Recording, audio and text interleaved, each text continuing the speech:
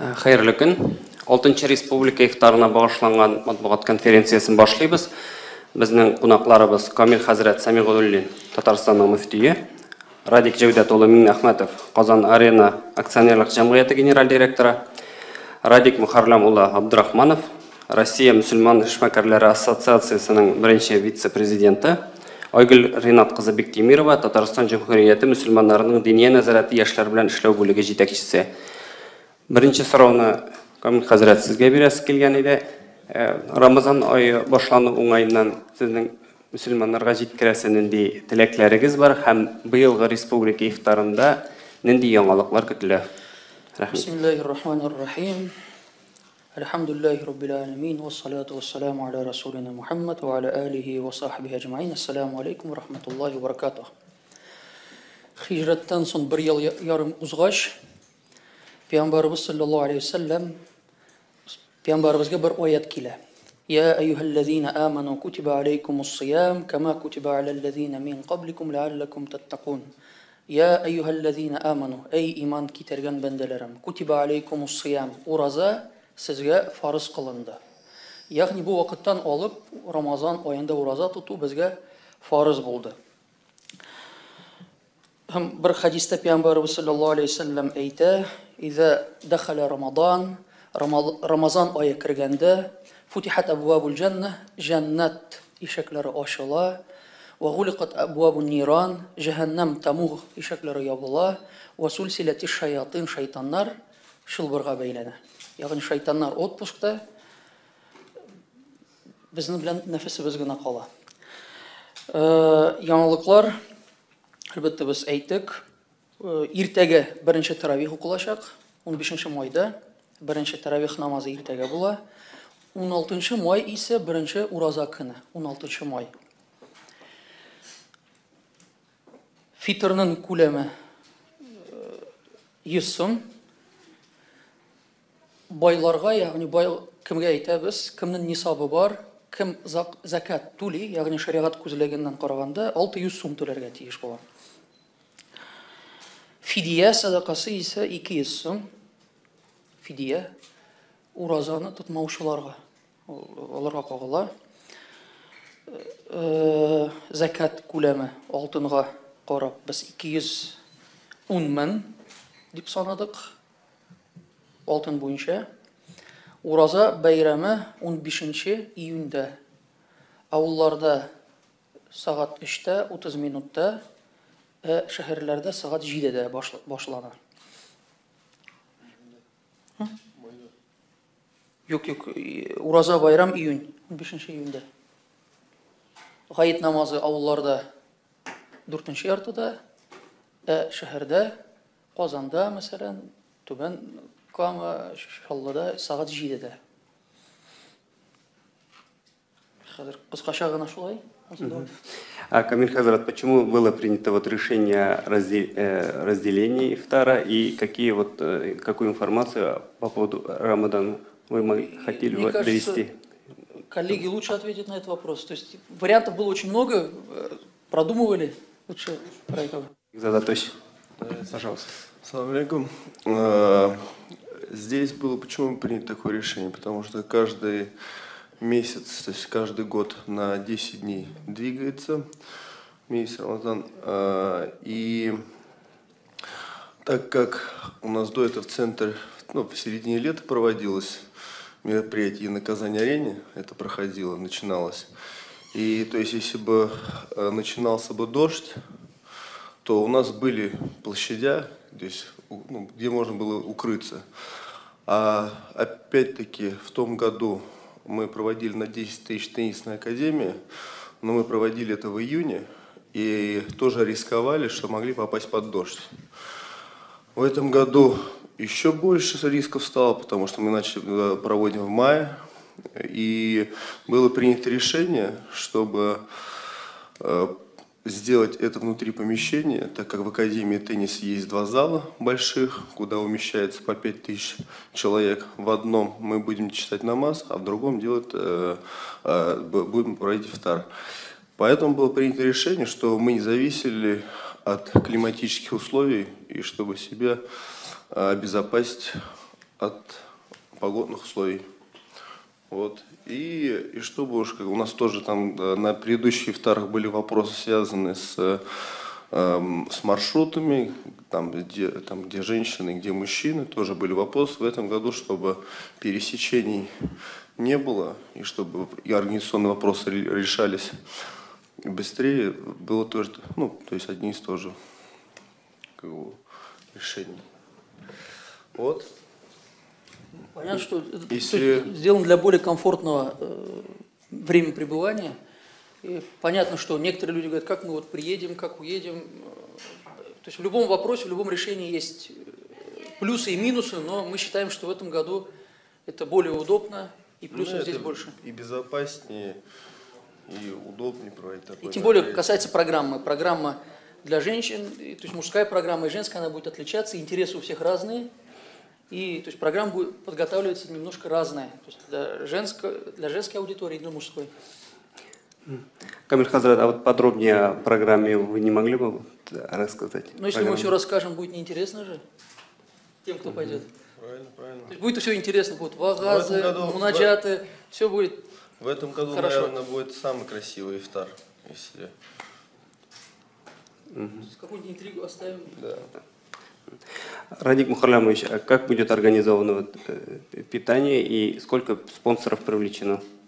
Скажите, пожалуйста. Ассаляму алейкум, всем добрый день. Ну, питание будет организовано так же, как и в прошлом году. Значит, сам плов будет готовиться в департаменте питания. Вот. Остальное, столы будут накрыты примерно в таком же режиме, как и в прошлом году. Единственное, будет все организовано в 2 дня.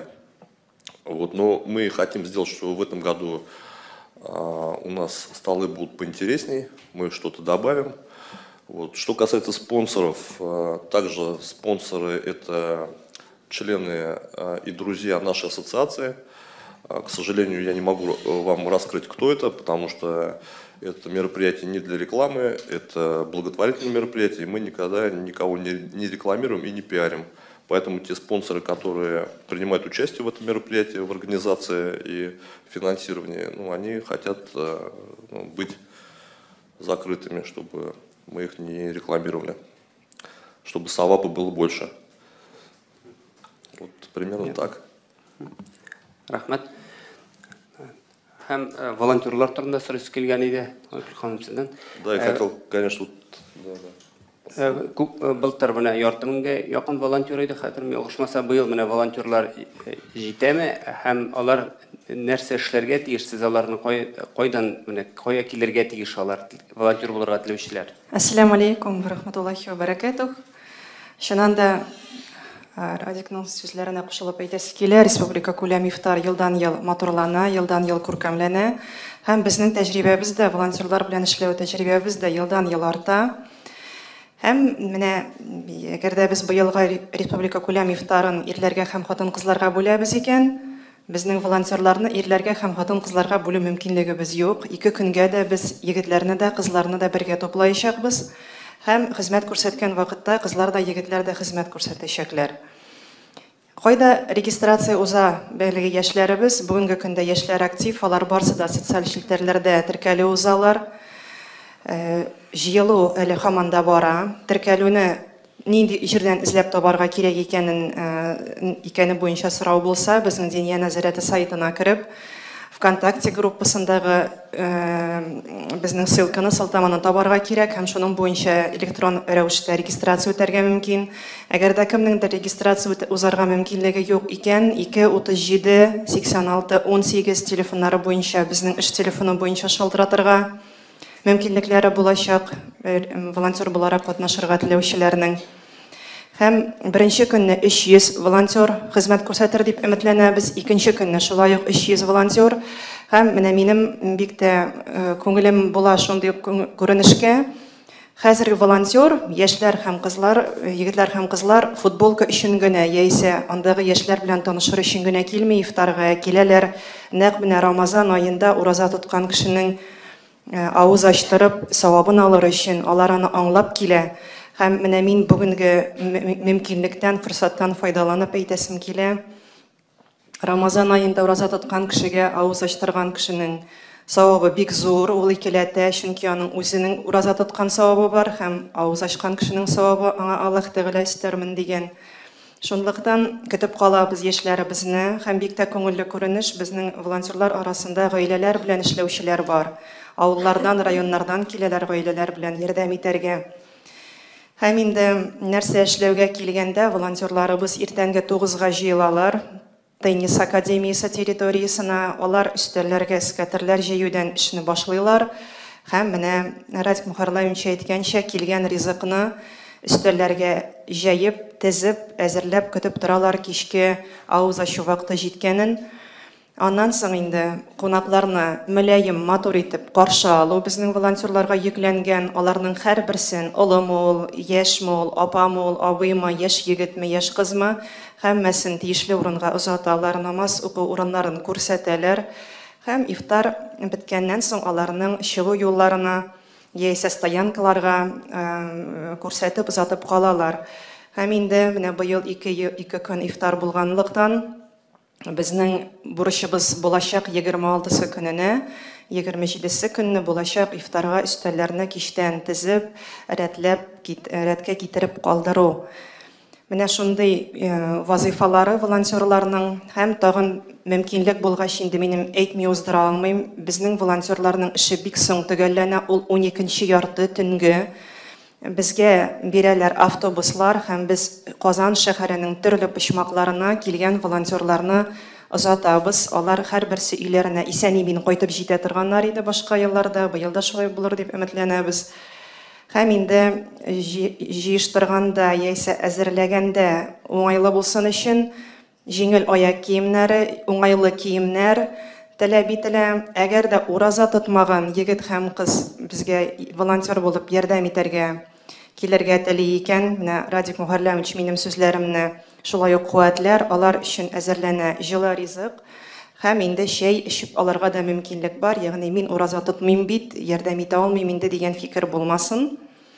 Менә кыскача әйткәндә шулай, һәммә теләк белдерүче кешеләрне көтеп калабыз. Рәхмәт. Рахмат. Камиль Хазрат, для наших русскоязычных коллег из телевидения озвучите, пожалуйста, информацию о размере садаки. Спасибо. К первому вопросу о новостях. Садака фитр – это у нас 100 рублей. Мы говорили для тех, кто выплачивает закят. То есть у него есть нисаб. В течение всего года это минимальная сумма 210 тысяч рублей. Он с позиции шариата считается, то есть богатым человеком, и он выплачивает 600 рублей.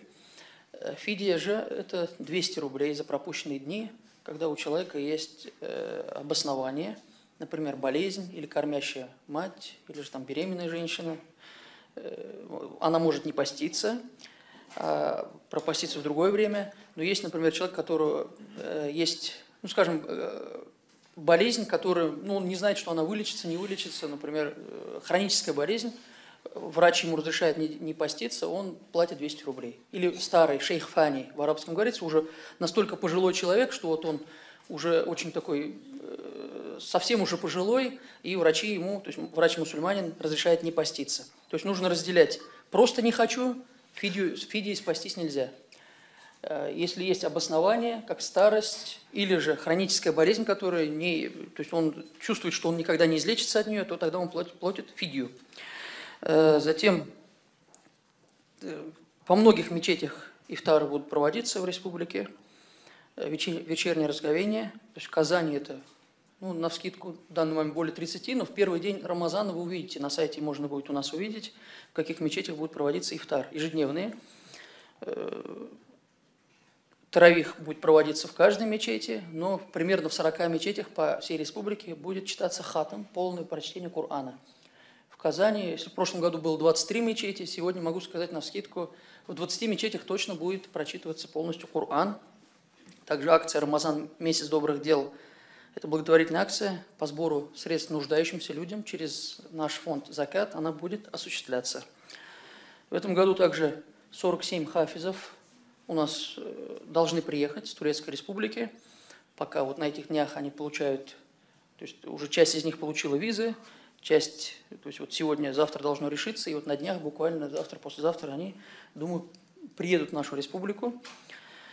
Затем часто приходят вопросы, и чтобы их скоординировать, с первого Рамадана мы начнем отвечать немножко в другом формате. Мы сделали email адрес dini.sorau@tatar.ru, и то есть все вопросы вы сможете задавать. Я буду выделять время, чтобы ответить на эти вопросы. То есть можно будет на 2 языках их задавать. То есть раньше нам писали и на разные, то есть люди не знают, куда написать, пишут на разные эмейлы, которые находят духовное управление. Мы, то есть по мере возможности отвечаем, кто-то через какие-то социальные сети пытается. Поэтому все-таки я думаю, что если будет одно место, куда можно будет написать, и через эмейл нам будет легче давать ответы. То есть есть, понятно, вопросы, которые личные касаются одного человека. Эти вопросы то есть, не должны получить... То есть не должны распространяться в интернете, поэтому будем отвечать лично человеку. Но есть вопросы, которые касаются всех, они очень интересные. Эти ответы, то есть я потратил время, дал какой-то ответ, привел какие-то доказательства, мы можем использовать их, например, в наших газетах, на сайтах. То есть те вопросы, которые будут интересны всем.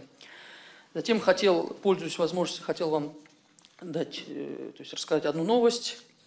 На самом деле эта новость мы немножко ждали, чтобы она не затерялась. Но сегодня я это объявлю. Дум-РТ стала первой и единственной в России мусульманской религиозной структурой, получившей особенный консультативный статус при ООН. Теперь у нас этот статус, что он дает? Такой консультативный статус при ООН дает право проводить экспертный анализ по разным вопросам. Затем, если есть вопрос, который касается религии ислам, то консультанты мы будем формировать это мнение. Затем можем помогать осуществлять мониторинг за выполнением международных соглашений, помогать привлечь внимание общественности к соответствующим вопросам, выступать на площадках ООН и так далее. То есть вам будут... То есть информация у вас уже есть на руках, вы можете ей воспользоваться. В принципе, по-моему, все коротко вот я сказал. Спасибо. Приступаем к вопросам. Первый вопрос. Татар-информ. Рахметович. Татар-информ Гүлнар Гарифуллина. Камил хәзрәт, менә быел бит инде ураза елның теге аеруча озын көннәренә туры килә кебек, әйме? Элек 22 июньнән соң халык инде теге бераз юанса, көннәр кыскарачак дип. Быел инде ураза июньнең уртасында ук төгәлләнәчәк. Менә мөселманнарга нинди киңәшләр бирер идегез? Бигрәк тә теге ураза тотуны авыр әйбер дип кабул итүчеләргә. Былтыр да шулай ук иде бит. Шулай да менә шул киңәшләрегезне тагын бер искәртеп үтсәгез иде киңәшләрне. Пәйгамбәрбез бер хадисе бар. Фәрештәләр мәләйкә ястагфируна лисаимин. Фәрештәләр ураза тотучыларга ярлыкауны сорап торалар, сорыйлар. Эй Раббым фәлән бәндәне гафу ит дип сорыйлар. Инде безнең бәлки гынахларыбызга карап, Раббыбызның рәхмәте шул хәтле киң, шул хәтле зур. 19 сагать дәвамында фәрештәләр безнең өчен дугада. Бу бик зур рәхмәт. Шуңа күрә борчылмагыз. Уразадан ачлыктан беркем үлмәде, ашаудан үләләр. Бүтән авырулар ашаудан килә. Уразадан беркем үлмәде. Сабырлы булсыннар. Рахметович. Болгар радиосы Люция Шәрәфиева. Мөфти хәзрәтләре, мин шундый сүз ишеткәнем, хатын-кызлар ифтарында хатын-кыз мөселман киемнәре модасында булачак дип. Мин бәлки дөрес аңламыймдыр, ач торган кешегә мода күрсәтү сез ничегрәк үзегез аңлатма бирер идегез? Рәхмәт.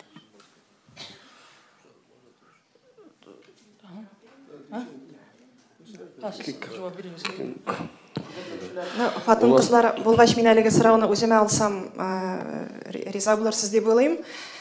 Безнең мөслимә хатын-кызлары өчен дә 27 май көнне киләчәк республика күләм ифтарына, һәм алар инде җыелалар иртәрәк. Аның сәгатен төгәл әйтә алмыйм, ул 6-7 ярдлар тирәсендә булырга тиеш. Безнең авыз ачу вакыты күпкә соңрак.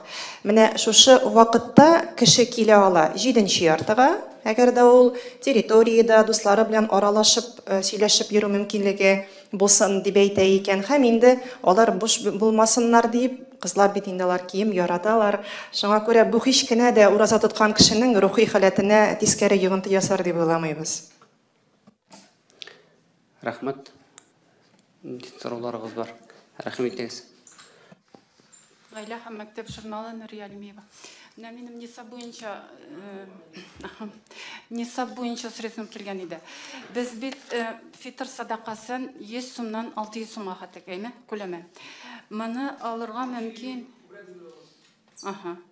Ягъни бу 100 сумнан 600 сумга хәтәгә ул мөфтият тарафыннан белгиләнә. Ул ничек белгиләнә ул очракта? Әлбәттә, фитр садака ул biz хадисләргә таянып, безнең гуламалар шурабыз бар, аннан соң казыйлар шурабыз бар. Алар бергәләшеп шатлаганнар, хөрмә, изюм һәм башка шаригатта күрсәтелгән ризыкларга карап, алар санадылар. Фитр садака 100 сум чыкты, фидия исә 200 сум, мин әйттем. 600 сум, мәсәлән, бай кеше ул закат түли, 600 сумнан кимрәк бирмәскә тиеш дигән сүз. Күбрәк бирсә ярый. Анда шиге юк. Аннан соң без нисап турында тагын. Нисап бит безнең алтыннан да санала. Шулай бит, көмештән дә санала. Менә мәсәлән, мин гади мөселман буларак, үземнең нисабымны алтыннан салам хәерлеме, көмештәнме? Юк, монда әлбәттә кемдер әйтәйдәгез көмешкә карап фатва бирик, 18 мең. Бу айнамы елда? Юк, елына. Тотылмаган акча турында сүз бараймы? Әгәр дә шулай фатва бирә башласак, безнең арабызда мохтаҗлар, факирлар калмый. Күп әбиләребез бар, алар акча җыя, җаназага акча җыялар. Аларда 20-30 мең бардыр дип уйлыйм. Әгәр дә алар бай булып саналса, аларга садака бирергә ярамый, закат түләргә ярамый. Аннан соң һәрбер хатын-кызда алтын алкалар, көмештән белезекләр бар. Ягъни һәрбер кеше бай булып саналачак, аннан соң башка бер проблемалар булачак. Шуңа күрә без алтынга карап бирәбез. Әгәр дә бер кешенең кулында 210 мең ел дәвамында бар икән, димәк ул чынлап та бай кеше булып санала. Шуңа күрә ул закат түләргә тиеш. Без алтыннан санаса хәерле. Рәхмәт. Көмешкә карап әйтсәк, күп проблемалар чыга. Чөнки һәрбер хатын-кызда алтын бар. Алтын 80 грамм артык грамм булса, ул уже бик бай кеше булып санала, закат ала алмый ул. Без закат түләүче килеп чыга бу очракта көмештән. Факирлар калмый безнең арабызда. Рәхмәт, чираттагы сорау Сөембикә журналы. Минем дә нисап турында иде сорауым. Нисап турында. Менә бер уточняющий сорау иде ул. 210 мең дисез. Бай кеше дисез. Бу 210 мең гаиләдә булса бай буламы, или ул ир кешенең үзенең хатыныннан яшереп җыган акчасы булса бай буламы? Мәсәлән, 210 мең акчабыз бар, но без гаиләдә 4 кеше, 4кә бүлгәч ул 210 мең булмый бит. Юк, эшли торган, мәсәлән, бер кеше, ир кеше ул гаиләне тәэмин итә икән, хатыны да эшләсә, менә без икәү эшлибез. Яни бер гаилә, бер казан берләштерәсез, ел дәвамында бу акча булса. Ул бит бер ай түгел, ел дәвамында саклана икән, бу акчадан 2,5% гына бирәсез мохтаҗларга. Күп түгел бит. Закатны бит акылы камил кешеләр генә бирә алалар. Мәсәлән, менә авыру кешенең пенсиясе җыелып бара, тотылмыйча, аның 210 меңдә, 310 меңдә җыелырга мөмкин. Ул кеше авыру кеше түлиме закат? Юк, авыру кешенең вәкиле бар. Вәкиле кем аңа карый? Әгәр дә бу авыру кеше, гарип кеше, мәсәлән, бай булса, аның акчасыннан ул түли. Ул бай түгел, аның пенсиясе просто җыелып бара книжкасына. Аны мәсәлән, мин үзем ашатам, үзем эшертәм, пенсиясын тотмыйм. Аның пенсиясе җыела. Мин аның пенсиясеннән закат түләргә тиеш буламы? Ел дәвамында акчасы бар бит. Аны кулланыгыз, кулланасыз. Акча бетсә, бай булып саналмый. Аңламадым сезне барыбер. Юк, мәсәлән, 300 мең бар баланың. Ел дәвамында бу акча саклана. Саклана икән, ул бай булып санала шариат күзлегеннән. Акылы камил булмаса да. Аның вәкиле түли. Рахмет, Рүстем. Сүйінбеке ханым башта Рүстем сұрау берсін. Шерат бейінші. Камил хазрат хайырлы күн, Рүстем Исхаков. Түрік имамнары турында татарша толарак айтып кетсәгез, ничә имам каялар барачаклар, кайсы районнарга? Бу беренче сорау, беренче сорау. 47 хафиз. 48. Аларның бер өлеш, 47. 47. Аларның исемнәре бар. Алар кайдан кайсы районнардан килделәр, безнең списогы бар. Берничәсе Казанда калачак, калганы төрле районнарыбызга барга тиешләр. Инде списогы бар безнең кулыбызда. Кирәк булса, сезгә бирә алабыз аерым. Хәзер кулымда юк. Һәм икенче сорау, Кол Шарифтан тарихтан соң автобуслар ишетеләчәкме? Кол Шарифта Кол Шариф турында берничә ел элек әйтә алмыйм, булмады кебек. Анда таравихларга күп кеше йөрми. Аллаһ шөкер, былтыр 23 мәчеттә тулысынча Коръән укылды. Бигрәк кешеләр шунда йөри хәзер. Ягъни тарихтан һәрбер кеше үз юлы белән, үз хуты белән кайта. Кирәк булса, карарбыз бу мәсьәләне. Бик йөрише булмады. Анда берничә саф гына булды былтыр. Менә бу сорауны дәвам итеп, башка мәчетләрдән дә, ераклардан да килүчеләр бит автобуслар мәсьәләсе менә Рөстәм фикре әйтеп, тәрвихтан соң намазыннан соң оештырылачакмы автобуслар? Кайтарып кую кешеләрне, алар яшьтәге кешеләр бар бит. Кайбер мәчетләрдә анда такси Рамазан дигән шундай әйбер булды. Анда кемдер кайта, аның янәшә теге. Мәсәлән, безнең мәхәлләбездә дә шулай булды. Анда бабайларыбызны без аларга булыштык. Күп мәчетләрдә шулай эшләнә, яшьләр булышалар.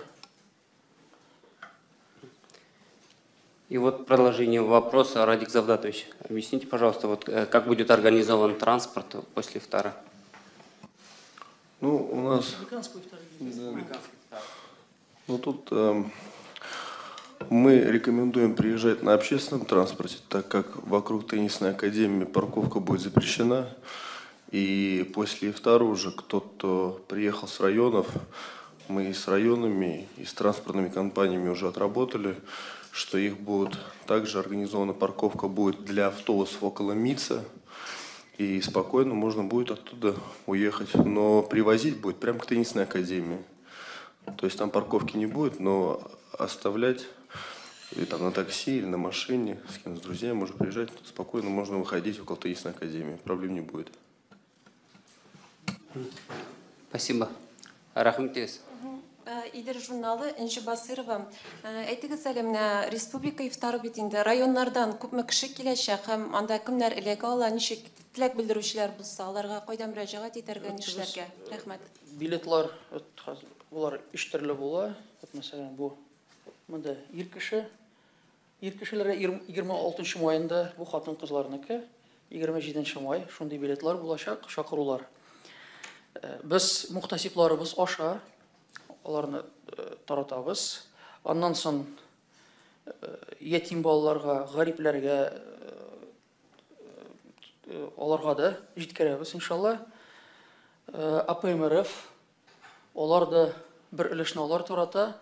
Инде мәчетләр аша мухтасиплардан ала аласыз. Ләкин кемгәдер җитмәсә, шуннан аларга кирәк.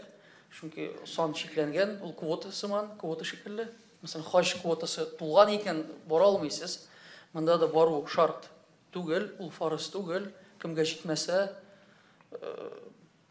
хәзер шуңа күрә без әйтәбез, кыйммәтлерәк дә күренә бу ифтарыбыз.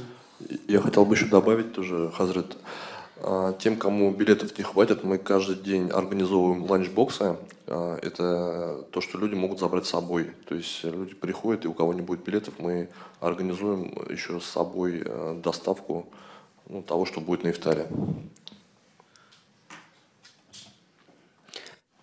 Можно уточнить, какого числа будет мужской ифтар, а какого числа женский? Мужской 26 мая, женский 27. Спасибо. Сорауларыңыздан Рөстәм. Хәзрәт, менә мәчетләр турында Казан су ярындагы мәчет һәм Карадениз мәчете ачылырга тиеш иде кебек узган ел ук әлеге игъланнар, хәбәрләр ишетелми. Сездә мәгълүмат бармы әлеге мәчетләр турында? Һәм Музаффария мәктәбе үзәктә ачыла дигән мәгълүмат булган иде. Музаффариядә хәзер төзелеш эшләр алып барыла. Анда ремонтлыйбыз. Кара Денис мәчете без кыш көне сөйләштек. Аның турында җәйгә дигәннәр иде. Хәзер әйтә алмыйм. Хәзер белешмәдем. Анда бар Төркиядән Исхак Даныш чакырылды ачылышына. Корбаннан соң дип әйттеләр, ләкин хәзер әйтә алмыйм ничек анда төзелеш бара. Белешергә кирәк. Кара Денис бит Рубиннан китте, аның белән. Аның исеме анда Кара Денис ул рабочий исеме иде. Исеме ничек булачак әйтә алмыйм, но кыш көне сөйләшкәндә ул җәй көне ашарбыз дип өметләндерде. Төп төзүчесе шул Кара Денисме соң аны яки берничә төрек инвесторы мында яки байларымы? Төп ул. Казан су яры буендагы мәчет. Казан су янында. Кремль астында, набережный. Иншалла, бәлки Корбаннан соң ачылачак. Корбаннан соң ачылачак. Аның исеме билгелеме инде? Мин исемсез әйттем хәзер, чөнки исемен ачылгач әйтербез. Рәхмәт. Музаффария турында там ачыклап кына киткәндә, сентябрьгә ачыламы бу мәктәп? Бу сентябрьгә өлгерә алмыйбыз. Без уйладык, тагын Киров районында тагын бер бина алдык. Малайларга шунда була, монда кызларга гына, чөнки теге ике ирләргә кызларга да җитмәячәк. Шуңа күрә монда кызлар үзәктә хәзер ремонт башланды. Документлар артыннан йөрибез. Хәзер документлар әзерләнә. Ул да бик катлаулы эш. Рәхмәт. Республика ифтары һәм Рамазан уңайыннан сорауларыгыз бармы? Рәхмәт, коллегалар, барыгызга да рәхмәт. Аллаһ разы булсын. Салам алейкум.